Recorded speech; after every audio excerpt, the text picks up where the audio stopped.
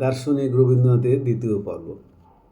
আমরা রবীন্দ্রনাথকে এত বড় কবি হিসাবে জানি, বিশ্বকবি, গল্পকার, গীতিকার, সুরকার, প্রবন্ধকার, নাট্যকার, সবকার। কিন্তু তিনি কত বড় দার্শনিক ছিলেন আমরা তার লেখার প্রতিটি ছত্রে ছত্রে তার প্রকাশ পাই। তার দার্শনিকতার উৎসর কথা বলি। তার দার্শনিক জীবনের উৎস যেটা ছিল সেটা উপনিষদ। আত্মা পরমাত্মার মিলন, আত্মমনন, আত্মজিজ্ঞাসা, নীরবতা, ধ্যান আর অন্তর্দৃষ্টি। জীবনের অস্তিত্ব আসলে কি সেটাই তিনি বুঝেছিলেন জীবনের প্রথম থেকেই। তাই তো প্রথম দিনের সূর্য কবিতায় তিনি লিখেছিলেন, প্রথম দিনের সূর্য প্রশ্ন করল সত্তার আবির্ভাবে, কে তুমি? মেলেনি উত্তর। বৎসর চলে গেল, দিবসের শেষ সূর্য শেষ প্রশ্ন উচ্চারিল পশ্চিম সাগর তীরে নিস্তব্ধ সন্ধ্যায়, কে তুমি? পেল না উত্তর। তাই তো তিনি লিখেন, জগতে আনন্দ যজ্ঞে আমায় নিমন্ত্রণ হে, ধন্য হলো মানব জীবন হে। অথবা আনন্দলোকে মঙ্গললোকে বিরাজ হে সত্য সুন্দর, মহিমা তব উদ্ভাসিত মহাগগন মাঝে, বিশ্বজগত মণিভূষণ বেষ্টিত চরণে। তিনি এও লিখলেন, আগুনের পরশমণি ছোঁয়াও প্রাণে, এ জীবন পুণ্য করো দহন দানে। তিনি বারবার বললেন আত্মশুদ্ধি, চিত্তশুদ্ধি আর উচ্চসিদ্ধ জীবনের কথা। তাই তার গীতাঞ্জলি এত সমৃদ্ধ, যাতে তিনি নোবেল প্রাইজও পেয়েছিলেন। তিনি ঈশ্বরকে খুঁজেছেন কেবল মানুষের মধ্যে, জীবনের মধ্যে, কাজ ও ভালোবাসার মধ্যে। চিত্ত যেটা ভয়শূন্য, উচ্চতাশীল, জ্ঞান যেটা মুক্ত, যেটা গৃহের প্রাচীর, আপন প্রাঙ্গণতরে দিবস সার্বরী। অথবা তাল গাছ এক পায়ে দাঁড়িয়ে সব গাছ ছাড়িয়ে উঁকি মারে আকাশে। কিসের জন্য? সকলে মাথা উঁচু করে বাঁচুক, এটাই তিনি চেয়েছেন। সময় সময় তিনি মজার ছলেও বলেছেন এই মহাবিশ্বর পাংচুয়ালিটির কথা। দেবতার হাতে সময় অসীম, তাই ঠিক সময় সূর্য ওঠে, আবার ঠিক সময় অস্ত যায়। এর মধ্য দিয়ে তিনি বোঝালেন ডিসিপ্লিনই হোক আমাদের জীবনের মূল মন্ত্র। আরও বললেন, আধুনিক কালের ছন্দে প্রাচীনকাল তালভঙ্গ করলেই সেখানে সৃষ্টির বিপর্যয়। আমরা সবসময় নতুনকে গ্রহণ করতে পারি না, সেখানেই আমাদের যত বিপর্যয় জীবনের। তাই তার বিশ্বচেতনা অনেক স্তর উঠে। এবার তার ভালোবাসা, দুঃখের উপর তার দর্শনের কথা বলি। তার দর্শন স্পষ্টরূপে আমরা দেখতে পাই তার বিখ্যাত উপন্যাস শেষের কবিতায়। শেষের কবিতাতে অমিতের মুখ দিয়ে তিনি বারবার বলেছেন, দোহাই তোদের একটুকু চুপ কর, ভালোবাসারে দে আমার অধিকার। For the God sake just hold your tongue, let me লাভ।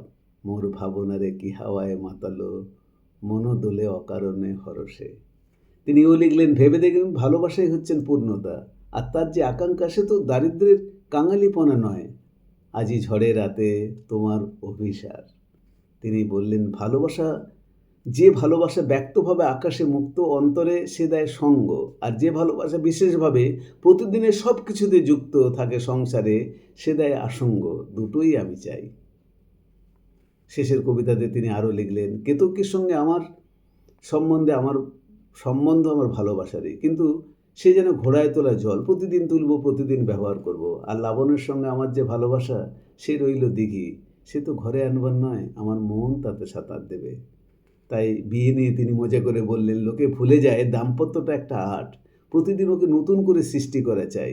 মিতা, তোমাকে মনের মধ্যে এতদিন আমি ঘর বানাচ্ছিলাম, কখনো গঙ্গার ধারে, কখনো বা পাহাড়ের উপর। আবার বিয়ে নিয়ে রসিকতা করে তিনি বলেন, বিয়ে মানে পরস্পরের জুলুমটা ঘাড়ে পেতে বহন করবে দুজনে, এজন্যই তো বিবাহ। অথবা, আমি তো এই জানি লাবণ্য, ভালোবাসা খানিকটা অত্যাচার করে, অত্যাচার চায়ও। মেনে নেওয়ার মনে নেওয়ায় দুয়ের মধ্যে তফাৎ আছে বন্যা। অমিত লাবণ্যের কথোপকথনে আমরা বুঝি জীবন আর জীবিকার মধ্যে কী ধরন। সেই গঙ্গার ধার, দুদিকে দুজনের বাড়ি, একজনের নাম মানসী, আরেকজনের নাম দীপক। আর সেই খাড়ির দুদিকে দুজনের বাড়ি থাকা সত্ত্বেও তবু অমিত বলে, দেখো বিয়ের পরে আমি দেখিয়ে দেবো কাজ কাকে বলে। তখন লাবণ্যের প্রশ্নের উত্তরে বলে, সেটা জীবিকার জন্য নয়, জীবনের জন্য। আমরা অধিকাংশ সময় ভুলে যাই জীবিকা জীবনের মধ্যে কতটা তফাৎ। আমরা জীবিকার জন্য জীবনকেই বিসর্জন দিই, কিন্তু আমাদের জীবনে একটা সত্তা আছে, সে সত্তার খোরাক আমরা দিই না। জীবিকার পিছনে ছুটে ছুটে আমাদের জীবনটা শেষ করে দিই। আর তার দুঃখের কথা বর্ণনা না করাই ভালো। রবি ঠাকুরের দুঃখের কাহিনীর শেষ নেই। মাত্র ৪১ বছর বয়সে স্ত্রী মৃণালিনী দেবী মারা গেলেন। পরে পরে এই মেজ মেয়ে রানী, যাকে রেণুকা বলে ডাকতো সবাই। কিছুদিন বাদে ছোট ছেলে স্বামী কলেরা রোগেই মরে গেলেন। হঠাৎ সেই দুঃখকে চাপাতে দিয়ে তিনি লিখলেন, আজ জ্যোৎস্না রাতে সবাই গেছে বনে, পাগল সমীরণে। স্বামীকে এত ভালোবাসতেন তিনি, তাই মনে মনে করতেন যদি সে ঘুরে আসে আবার, বাবাকে তার যদি মনে পড়ে যায়। তাই তিনি লিখলেন, আমার যে জাগতে হবে, কি জানি সে আসবে কবে, যদি আমায় পড়ে তাহার মনে। সবচেয়ে কষ্টের তার বড় মেয়ে মাধবীলতার বেলার মৃত্যুতে। কবি মেয়েকে দেখতে যেতেন সময় করে। জামাই শরৎ সিগারেট মুখে টেবিলের উপর পা রেখে রেখে রবীন্দ্রনাথকে ব্যঙ্গ করতেন আর প্রমাণ করতেন।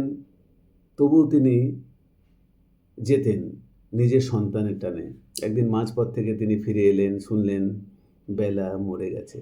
তার কলম দিয়ে বের হলো সেই বিখ্যাত গানটা, আছে দুঃখ আছে মৃত্যু, বিরহ দহন লাগে, তবু শান্তি তবু আনন্দ, তবু অনন্ত জাগে। জীবনের মধ্যাহ্নে তাই তিনি তার দর্শনের দৃষ্টি দিয়ে লিখেছিলেন, আমি শুধু রইনু বাকি, যা ছিল তা গেল চলে, রইল যাতা কেবল ফাঁকি। এত বড় দার্শনিক ছিলেন। জীবনের মধ্যাহ্নে এসে তিনি বুঝেছিলেন তার জীবনে একদিন এমন সময় আসবে যখন শুধু ফাঁকি রয়ে যাবে তার জীবনে।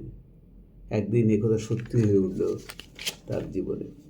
সেই কবি আমাদের প্রাণের প্রীতিবিহল কবি রবীন্দ্রনাথ 1941 সালে রাশিয়া থেকে ফিরলেন অসুস্থ অবস্থায়। ইউরিনারি ট্র্যাক্ট ইনফেকশন, প্রদাহ রক্তক্ষরণ। তখন তিনি মৃত্যু যন্ত্রণায় লিখলেন, মরণ তুহু মম শ্যাম সমান। মৃত্যু আলিঙ্গন করে বললেন, মৃত্যু কর অমৃত দান, মরণ তুহু মম শ্যাম সমান। উপরন্তু যে মানুষটি কদিন আগে বলেছেন সকলের মাঝে, মরিতে চাহি না আমি সুন্দর ভুবনে, সকলের মাঝে আমি বাঁচিবারে চাই, অথবা মোর পরিচয়ই বলে খ্যাত হোক আমি তোমাদেরই লোক, আর কিছু নয় এই হোক মোর শেষ পরিচয়। মৃত্যুর সময় পর্যন্ত তিনি লিখে গেছেন, তুমি আমায় ডেকেছিলে ছুটির নিমন্ত্রণে, তখন ছিলেম বহু দূরে কিসের অন্বেষণে, যখন কুলে এলেম ফিরে তখন অস্ত শিখর শিরে, চাইল রবি শেষ চাওয়া তার কনক চাঁপার বনে, আমার ছুটি ফুরিয়ে গেছে কখন অন্য মনে। আরও বললেন, শেষ পর্যন্ত শেষ দিনেও এই ভালো এই মন্দ হাসির গঙ্গা যমুনায় ঢেউ খেয়েছি, ডুব দিয়েছি, ঘট ভরেছি, নিয়েছি বিদায়। কি তার দর্শন! মৃত্যুর মুখে দাঁড়িয়ে যে মানুষটা মৃত্যুকে আলিঙ্গন করে, তার দর্শন দিয়ে সে অতি মহান মানুষ নয় কি? সে দার্শনিকেরও দার্শনিক নয় কি? কি শিখলাম তার দর্শনের ভাণ্ডার থেকে? কয়েকটা কথা বলে শেষ করি। সেই মহাদার্শনিক লিখলেন, আছে দুঃখ আছে মৃত্যু, বিরহ দহন লাগে, তবু শান্তি তবু আনন্দ, তবু অনন্ত জাগে।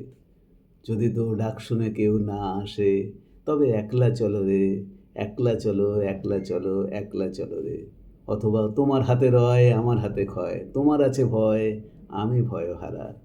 ওরে নতুন যুগের ভোরে দিসনে সময় কাটিয়ে বৃথা, সময় বিচার করে, অথবা আত্মচেতনা। রূপনারায়ণের কুলে জেগে উঠিলাম, জানিলাম এ জগৎ স্বপ্ন নয়, রক্তের অক্ষরে দেখলাম আপনার রূপ।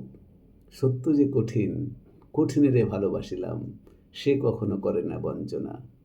তাই হে কবিগুরু, আজ তোমাকেই তোমার কথা দিয়েই শ্রদ্ধা জানাই। হে দার্শনিক শ্রেষ্ঠ, তোমারে যা দিয়েছিনু সে তোমারই দান, গ্রহণ যত করেছ ঋণী তত করেছ আমায়।